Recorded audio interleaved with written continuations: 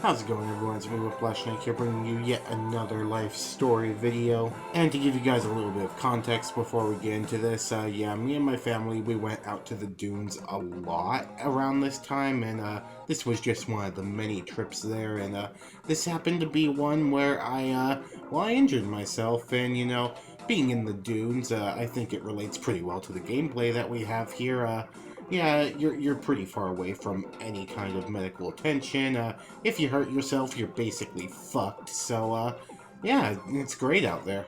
And because this is another story where I basically thought that I was going to absolutely die, well, I thought that I should add it here into the spooky Halloween-themed life stories. This entire week is, just me injuring myself. It's fucking amazing. But, yeah, thank you very much. I have to give a massive shout-out to the one, the only MK Online. Thank you very much for submitting this gameplay. Always remember, if you want to submit gameplay of your own to be featured in one of these life story videos, all you have to do is record it, post it on YouTube, and send me the link over private messages here on YouTube, and it'll possibly be used in another life story video sometime in the near future. But anyways, guys, with that being said, let's just get right into the story. Like I said, this takes place all the way back in I think 2014, like not that long ago really. It was a pretty recent story. It could have been a bit earlier, maybe in 2013. All I know is it happened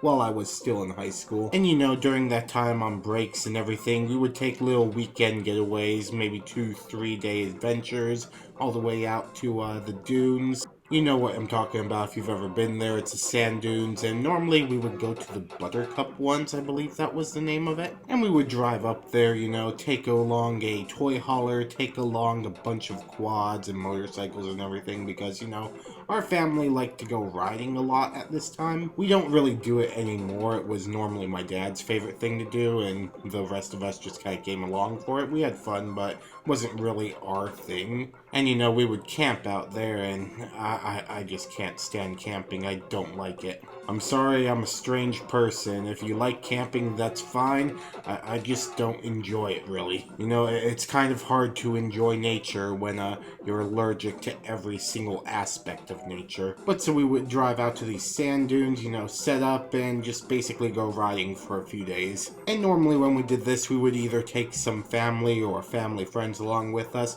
I believe on this time we had taken my uncle, aunt, and cousin, because they have a few toys of their own, and we would like to ride around along with them. They liked riding themselves, and we would basically make a few trips out of it. I think they went along with us on this ride. I could be wrong, it may have been a family friend, I'm not really sure, but it doesn't really matter too much, because really they don't play a role in this story. So if you know anything about the sand dunes, it's basically just a large open area of sand that's piled up extremely high in mountains, and you can just, go endlessly along them. It's basically at the border of the US. Hell, if you ride far enough into the dunes, you can actually see the border, and you can just, walk up to the wall, and probably some border patrol people will be there in an instant to, yell at you and make sure you aren't smuggling drugs, because that's a concern. Nah, but seriously, the border patrol around there is pretty cool. They know a lot of people just ride alongside the wall because they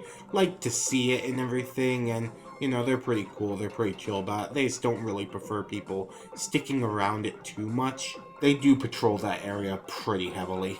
And yeah, basically the border patrol there, it's kind of odd to say, but they're your best friend. Because really, if anything ever goes wrong, they're your best hope of, ever getting real help. Seriously, you get broken down in the middle of the dunes, your best hope is to find a border patrol agent, just driving around in their SUV. Seriously, we've had to go up to a few border patrol agents ourselves when things go wrong. Luckily, this wasn't one of those instances, but it's something that does happen. And I actually have another life story for one of those that I may tell you guys sometime in the future. But anyways, yes, that was kind of a long tangent. These dunes, they are pretty huge, and you can just take your quads, your fucking sand dunes, your little motorcycles, SUVs, whatever you want to these dunes, and drive around and do donuts in the sand. Pretty cool. And well, There are massive mountains of these dunes. They are huge, some of them. Now, there's one hill near the campsite for Buttercup Dunes, I believe. I don't remember the exact name, but I believe it's Buttercup. And really, it's a hill that a lot of people ride at. A lot of people take their turns, you know, driving up the side of it, reaching the top, and then basically driving back down. And, you know, it's pretty fun. It's a steeper hill, and it's a pretty large one, so a lot of people like to go on it because it's relatively close and, you know, it's a good thrill just like riding up and down it. I myself have never successfully made it all the way up this hill. But on this day, I was particularly determined to make it all the way up this hill, you know, reach the top and face whatever is on the other end of this hill. I don't know if it's a fucking drop-off or if there's like a nice bowl there. I don't know what's on the other end of this dune, and that's the thing about sand dunes. You don't know if once you reach the top of it, you're just gonna go flying off the edge of a cliff. That's the risk you take. It's fucking stupid, but it's the risk you take. And so, you know, I had gone along with, I think, my father and probably my cousin, if this was the time I'm thinking of. And, you know, we're all sat at the base of this hill, you know, taking our turns going up it. My dad goes up first, makes it all the way up, heads back. My cousin goes up, makes it about 3/4 of the way up, turns around, comes back, and now it's my turn to take off. So, you know, it's no big deal. I decide to basically floor it out of the start because that's what you have to do. You have to have some speed going into this hill. Now, what I didn't realize when I was taking off is that, like, directly in front of me, someone had basically dug a rut into the sand with their quad or something, and, you know, left a pretty decent hole where not many people would see it. I, unfortunately, was one of those people who did not see it. And, you know, as soon as I took off, you know, getting some pretty good speed,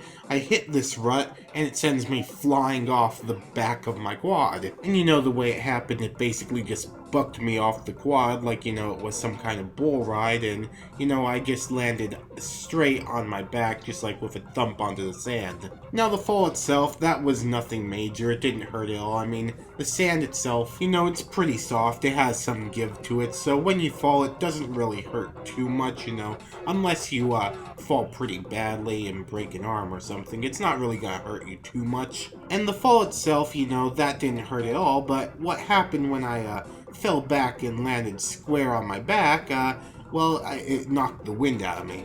And, you know, up until this point in my life, I had never actually experienced the sensation of having the wind knocked out of you. And let me tell you, it's not the most pleasant thing in the world. Because really, when that happens, you basically try to breathe and you get, like, absolutely no air. Basically, it feels like you're suffocating, just, you have no real reason to be suffocating. You're just suffocating because fuck you, that's why. And you'll basically be sitting there wheezing, just, like, not able to breathe, like, stuff like that. I'm very sorry for any headphone users that had to suffer through those noises. But yeah, it lasts for like a minute or so, and really while it's happening, you think that, you know, this is it, you're never gonna breathe again, your lungs are completely fucked, you're basically dead, you should just lie down and give up right now. And so basically I was just sitting here in the middle of the dunes, sitting up, you know, just wheezing and trying to breathe when, you know, I wasn't able to because I had the wind knocked out of me. And eventually my dad and my cousin, you know, they drive over to check on me, and they see that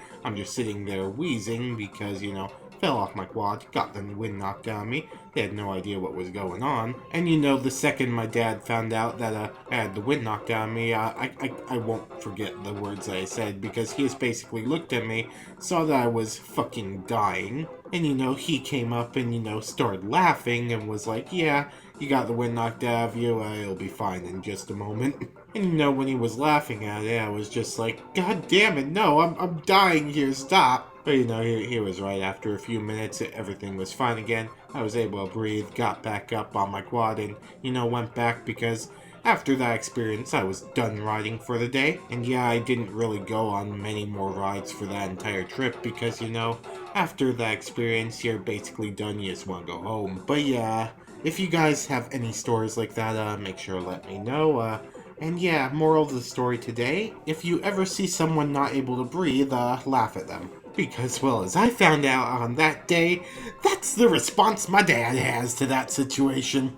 Anyways, guys, thank you all so much for watching this video. If you liked it, please hit that like button, and if you really liked it, hit that subscribe button. I would love a new addition to the Snake Army. If you, for whatever reason, missed yesterday's video, I have it playing on screen right now, so all you have to do is click it, and it'll send you right to the video. You can watch it, and good times will be had. So yeah, if you missed it, go ahead and click it. Also, if you have not clicked this button yet, I'm not sure why you haven't. I basically do this in every single video. If you haven't clicked on Lord Bung yet, I don't know what to say, man. You probably need to do that. Go check him out, seriously. He has, he grew another 5 children, okay? He needs to feed them. He needs to have money, okay? He's an animator, okay? He's just screwed by YouTube. Give him support. Also, make sure to go follow me on Twitter for updates on future videos. But with that being said, guys, I will have to see you on the next video tomorrow. As always,